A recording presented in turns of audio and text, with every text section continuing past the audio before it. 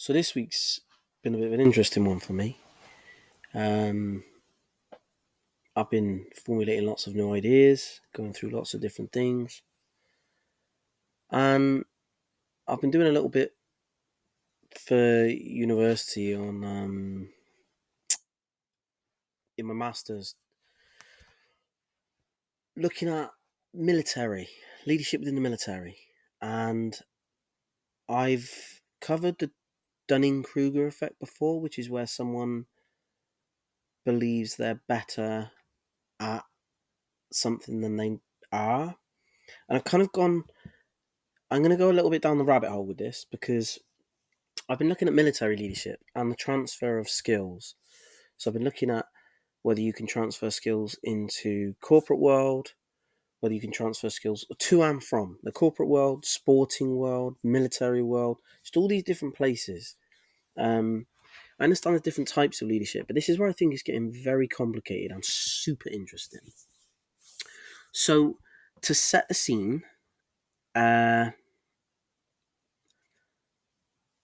I'm going to say in this little bit of study I'm doing, it's on transference specifically from military leadership into project management within the corporate world, civilian world. Are the skill sets the same? The leadership skill sets, are they transferable? I'm interviewing quite a few different ex-military who are now project managers to see are those are the skills that they learn, do they match? Do they also match the literature, all the different books and academic papers about what leadership skills are developed within the military? And then I'm going to compare that against project management, specifically leadership skills, because they're two quite easy things that people have written about quite a lot, but not many people have written about the transference of. Now, I've seen a couple of papers, take this back, I've seen a couple of papers on people saying transferable skills from military to civilian work, civilian life, but not specifically military to uh, project management. Now, here's the thing: a lot of military people will say the leadership within the military is the best. Some of the most respected people within leadership are from the military. I have a big respect for the military and leadership skills that they have, but there is one flaw to all of it. One flaw to all of everything they say. Now, I'm going to look at. I'm going to change. Let's imagine a scenario. I'm going to use. I'm going to use the Americans as an example for this. So you have the Republicans and you've got the Democrats. Now let's just say you're from a Republican family. Everyone's Republican. You've grown up Republican. You are Republican through and through. And the leader that comes through in the Republican Party at that time is a fucking idiot. He's rubbish at his job. I don't know why he's there, but because you're Republican, you will follow him. What if, at the same time, the Democratic leader is brilliant? He's the best leader could potentially ever be president of the United States, but because you're a Republican, you won't vote for him.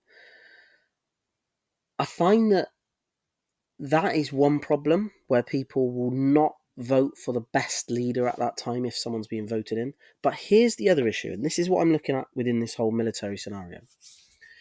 If you say your leader gets voted in, your Republican leader, you are Republican, he then makes lots and lots and lots of bad decisions. Are you going to change your vote? No. You're going to make excuses and you're going to still follow them. You're going to view things very differently. Whereas if a Democratic leader was in and they made one mistake, you'd be like, see, bad. terrible. So you're already skewed. You already got a big bias towards your team, if you want to call it that. I think it's the same with religious leaders. If you were part of a religion, if you were Christian and you went to church and the leader, priest, pastor, whatever you want to call him or her, say they were in charge and they made some questionable decisions, you're still going to follow it because you believe they know more than you. You are going to follow their guidance. There is a reason that they are where they are. Now, there's a reason you believe where they are, but they might not be there for that. You might not know why they're there, but you might assume they're there because they're better than you, or they know more than you. Now, the best example of this I can think of is the amount of people that will say their parents, when they're growing up, they view their parents as these all-knowing fonts of wisdom who can not do no wrong, but they know best. And then you get to a point where you get to a certain age where you just kind of, not everyone, I'm sure, but for a lot of people, you get to their level and then you kind of go, you just tiptoe past it and you're still progressing, you're intellectually progressing, and you kind of find yourself all of a sudden one day going, oh, my parents really aren't that clever. And I know a lot of people that have said this. They get to a certain age and they go, wow, everything I believed. Now, the crazy thing is, as a 3, 4, 5 year old, your parents were a lot more clever than you. They might have made some stupid decisions, but you wouldn't have known it then. And then as you get older, you then realize, oh, wow, okay, they're not that clever. And my whole life has been a lie. And obviously they don't know that they're not that clever. But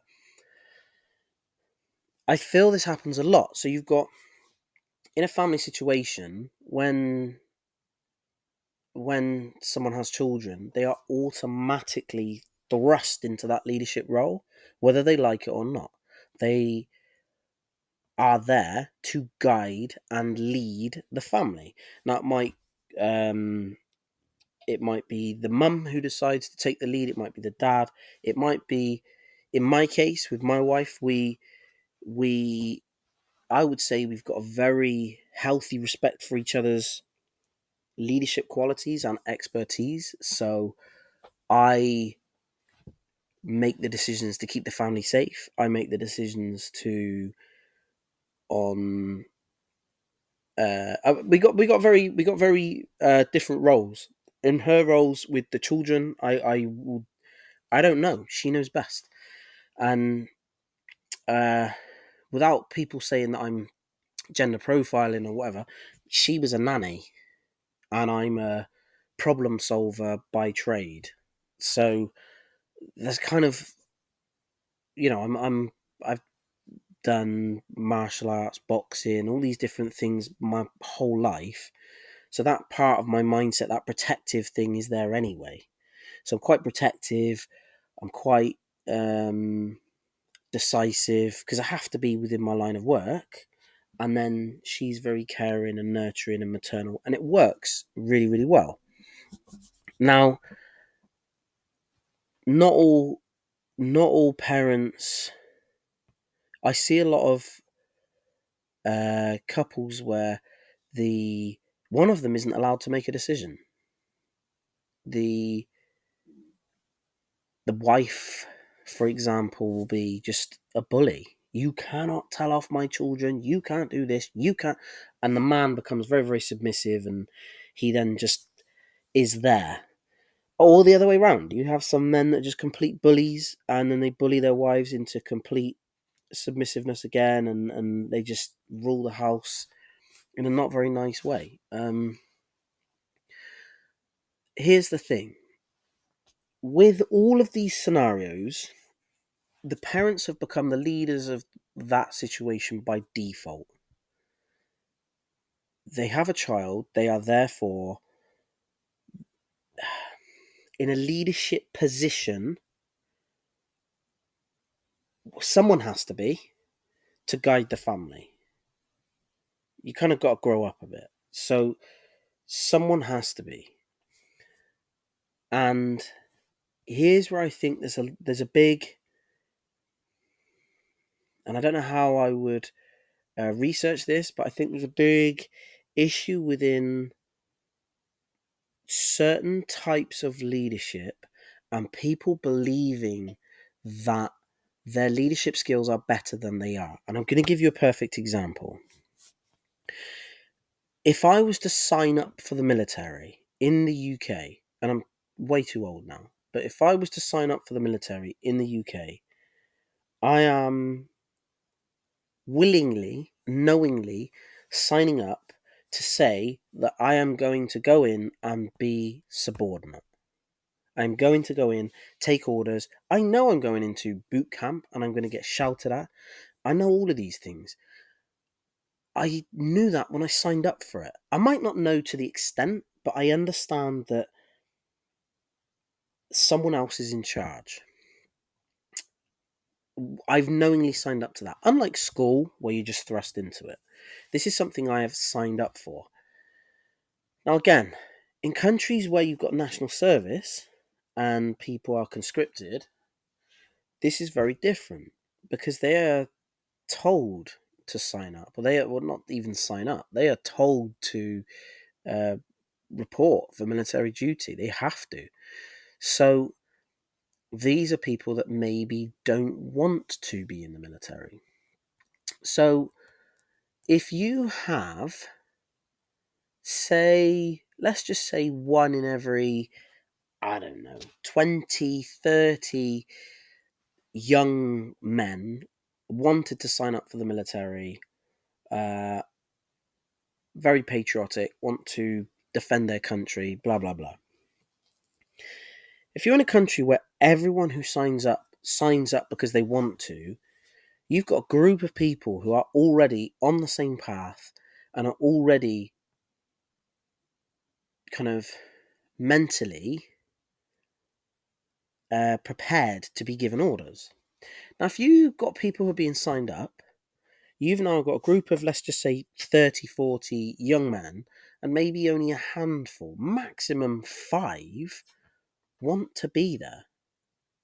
So you've enlisted all these men, and now you've got to, you kind of have to make the punishments very harsh for them to kind of go along with it. That's different in wartime. If you look at like World War II, you had tons of young men who signed up because they wanted to defend their country and they wanted to do the right thing, and ensure that their country was free. So this is a very different scenario again. But I'm talking about, let's just say, modern day soldiers, and you could even put the most countries today, I suppose. But if you put the US and the UK, you put those two militaries side by side, you have, I'm assuming, 99% of those soldiers have signed up. I might be wrong. There might be a couple. I don't know. It might be 100%. It might be 95. I don't know. But a very, very, very, very, very, very, very high majority of those people have signed up. Now, that, I believe, gives you a false sense of your leadership ability. You believe everyone's doing what you're telling them to do because you're such a great leader. Or is it that these people have signed up to do what you say when you say already? So in their head, they're already convinced. So just like the person who was going to follow the religious leader or the democratic leader or the political leader, whoever it may be, because they're on their side already. You've already signed up to be subordinate. So I think being a leader in an environment where people haven't signed up for that is a lot harder. A hell of a lot harder, because you now have to win these people round when some of them already don't want to be there. Now, in a corporate environment, in the civilian world, in a workplace, you have a lot of people who just want to go to work, get paid, go home. They've got no interest in being the best. They've got no interest in winning the next job. They just want to get their salary, go home. That is it. Turn up, do the bare minimum, go home. Managing people like that, I think, is incredibly difficult. Incredibly difficult. And I think being a leader within that environment of a business, if you own a business, yes, you might still answer to customers and stakeholders, shareholders, those sort of people. Yes, you might answer to them, but ultimately you are leading the business. Or there might be an owner who gives you free reign. If you are there to, if you have complete control, you are the leader. Um, I I feel that there is a big, I suppose you call it Dunning-Kruger effect with a lot of military personnel who come out of the military and believe that they are great leaders. Now, I'm also going to backtrack on this because a lot of the stuff that I've heard from Jocko Willink in particular, some of the stuff he said is brilliant. Some of the stuff he said is so clever, and I think what it is, I think a lot of these leaders from the military are good because they have been put in positions where they have to lead. And I think that's the difference. Yes, you're put in a false environment where everyone will follow you, not regardless, but pretty much regardless anyway. But at the same time, you are put into scenarios under high pressure where you are, because it is so hierarchical, you are the only person, not the only, but you know what I'm saying? You are the person in charge. So you're forced to practice being a leader in a environment where everyone's going to follow you anyway. So you're practicing these leadership things. So I think you do get good at being a leader, but you also are, you're very good at certain traits. I would say decisiveness. If you're under fire, you're in a military situation, pressure's high, you don't even know where the bullets are coming from. You need to stay calm, stay composed, work quickly. If you don't, you die or people die. So I feel that there are certain traits that come from being a leader within the military, especially if you go and serve abroad and you see action. You're going to have to learn to be composed. You're going to have to learn to think with logic rather than emotions. You're going to have to learn to think under pressure, be organized. You're going to have to learn all of these different leadership skills. But then I think you are going to have to learn man management. But I think the art of managing people who don't want to be there is a very different art. I'm not saying people want to be there in that military environment, but I don't know if I've explained it that well. I think I have. So say for example, let's take football. If you're managing a football team, elite level, yes, you've got to have man management. Yes, yes, you've got to have man management. Yes, you have to uh, be motivational and be inspiring and be tactically aware. And you've got to have all these things again. You've got to be organized. But the difference is these people want to be there. These people are getting paid hundreds of thousands a week at an elite level. So they want to be there anyway. So they will follow what you say anyway. To a degree, they do at the corporate level, but then going to tolerate a lot less because they're getting paid a lot less, and it's a job that they might not like. So I think the skill set required is very different, in my opinion. So yes, I think you can become a very good military leader. Yes, I think you can become a good sporting leader, but you are around people that want to be there. I think in a corporate environment, some of them have no choice. They needed a job, they got the job. So I think being, I suppose, motivational, uh, having those man management skills, it's very, very, very difficult. And I know someone recently who told me about because of all the unions now, you can't just sack people in today's world. So if you've got a bad apple, certain environments you just be like force them out. Today you can't. So if you've got a bad apple, and then they are their toxic behavior kind of starts influencing the rest of the team, what do you do? How do you get rid of them? Uh, how do you address that? And that's where I think the art of, and I've said it before, I think the art of manipulation comes in. Where I think manipulation, a lot of people see as bad, but it can be used as a force of good as long as you only use it for good. It's kind of like a special power that you have to use responsibly.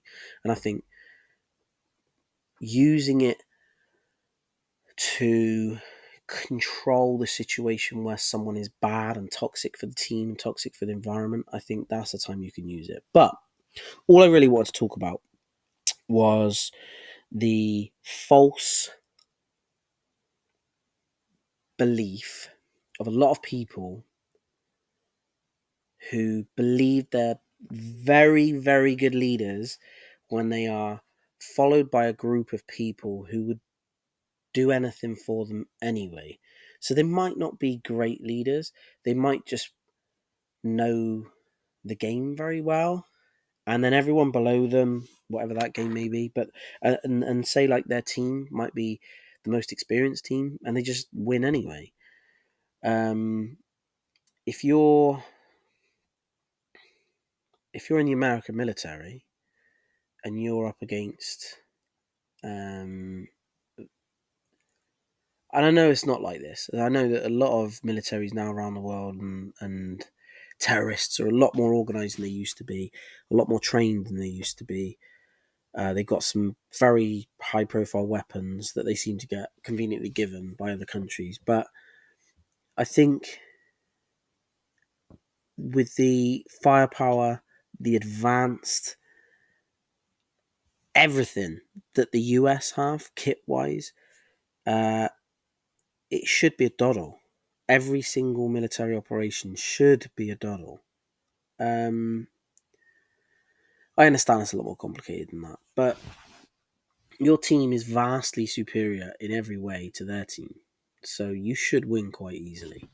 I think when you've got that, it's kind of like being a way overpowered character in a computer game. You kind of, if you play it on easy, you think, I'm brilliant at this game. You're smashing everyone. And it's easy, but that's because you've got the setting on easy.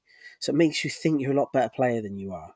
So I think it's a bit of that. If your team is that much better, that much superior, how do you judge how good you are? Because you're going to be successful all the time. That isn't a necessarily a measure of how good you are as a leader. If you have the best, just using football again as an example, if you have the best, most successful football manager in the world, say you took, I don't know, so say you took someone like Sir Alex Ferguson, who was successful for decades. If you put him manager of some lowly sixth, seventh tier team, and they had no money, and that was his lot. And then you put someone who was not really that great, but they were manager of the team that, say that Manchester United team in its peak played against Sir Alex Ferguson's team, it gets smashed because the players are that much better. But does that mean that the leader is better? No, it doesn't. It's your tools make a difference. The scenario makes a difference. If you repeatedly have the stronger team, that can be a false indicator of your leadership prowess. Anyway, yeah, I thought for me it's super interesting. I've got no idea how I'm going to measure this. I've got no idea how I'm going to, absolutely no idea how I would. I don't know, because there's a lot. If I was to try and do research on this, and you were going to try and interview people from the military, then obviously they're going to think that they're good, and the people below them are going to think they're good. So there's kind of no way, and you can't measure their success either. So it's very, very, very, very, very difficult. It's all highly kind of theoretical and a lot of opinion involved. Trying to use a bit of common sense, but yeah, I think different leadership skills are required for different scenarios and different. I don't know what you call it. What do you call it? Different fields of work, if you want to call it that. Sport, military, corporate. These different areas, even family members, like I said, parents of families, grandparents. I think these different responsibilities, you develop different leadership skills. So I do think you develop different leadership skills. But what I'm interested in is to see which are the skills that all of these leaders should have. What are the ones they should have? And I've said a few words over and over and over: integrity, composure. I can't remember now, but yeah, definitely those two for sure. I'm trying to come up with a list, but I think you do need integrity for every single leadership position you could ever have. I think being honest with people, having best intentions, composure under pressure. I do think these things are really, really important. So trying to find out what is necessary for all of them is what I want to figure out, because I do think different skills are required for each of those different areas that I've spoken about today. So yeah, just trying to figure out how I'm going to find that out. I'm sure it's going to take me a very long time. I need to probably read another 500 books and articles, which I'm sure I will get there eventually. I really want to start interviewing more people on their leadership experience. And interestingly, I'm not gonna be interested in interviewing these people and taking everything they say as gospel. I think a lot of it is interviewing them to see what they think, see what they believe, and then I can pick that apart and start seeing the patterns. If you've got people within sport that believe this is what leaders are, it'd be interesting to see that, and then see if there are recurring patterns, and potentially they could all be repeating negative, toxic things that they think are good. So it's going to be super interesting, and also interviewing people who have worked underneath very influential leaders or very successful leaders, powerful leaders, whatever you want to call them. I want to interview their followers as well. See what the followers think, what the followers would say about them, because I think that is fascinating. Even more fascinating would be someone who has been a follower under lots of high profile leaders. So say for example there was a football player who served in the war directly under Winston Churchill, and then he played football for underneath Sir Matt Busby, and then he went and served as a political leader and was underneath I don't know who, but or someone in the military. Like I said, I'd love to find people who've served or operated underneath lots of different people that they think are very, very successful leaders. So anyway, enough rambling for today. I'll keep you posted. I'll keep doing more research. I'll let you know what's going on. So speak to you soon.